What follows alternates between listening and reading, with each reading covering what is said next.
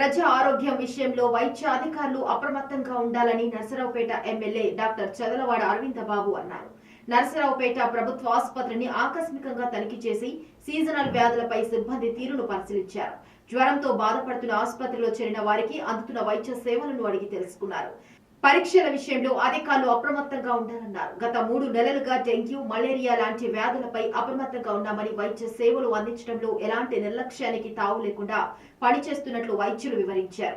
వర్షాల కారణంగా వ్యాధులు ప్రబలే అవకాశాలు ఎక్కువగా ఉన్న నేపథ్యంలో ఆసుపత్రి సూపరింటెండెంట్, ఆర్ఎం ఆసుపత్రి సిబ్బంది అప్రమత్తంగా ఉండాలని ఎమ్మెల్యే డాక్టర్ చదలవాడ అరవిందబాబు సూచించారు.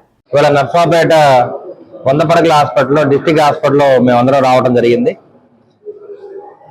మరి వాళ్ళు చూస్తే వైరల్ ఫీవర్స్, సీజనల్ వ్యాధులన్నీ కూడా ఎక్కువ ఉన్నాయి కాబట్టి గవర్నమెంట్ హాస్పిటల్ ఇవాళ దాదాపు 12 కేసులు ఫీవర్తో అడ్మిట్ అవ్వడం జరిగింది. ఇవన్నీ కూడా వైరల్ ఫీవర్స్. అదేవిధంగా రక్త పరీక్ష చేసిన నమూనాల్లో మరి మలేరియా కానీ, డెంగ్యూ కానీ లక్షణాలు ఏం కనపడలేదు కాబట్టి వీరందరూ కూడా పేషెంట్లు బాగానే ఉన్నారు. మరి డాక్టర్లు, సూపరింటెండెంట్ గారు, ఆర్ఎం గారు, అదేవిధంగా ఇప్పుడు మనతో పాటు ఆర్డీఓ గారు కూడా రావడం జరిగింది. మరి పేద ప్రజలు వీళ్ళందరూ కూడా వ్యవసాయం చేసుకుంటూ బతికేవాళ్ళు కాబట్టి గ్రామాల్లో ఉన్నప్పుడు ఈ వాతావరణం మారినప్పుడు వర్షాకాలంలో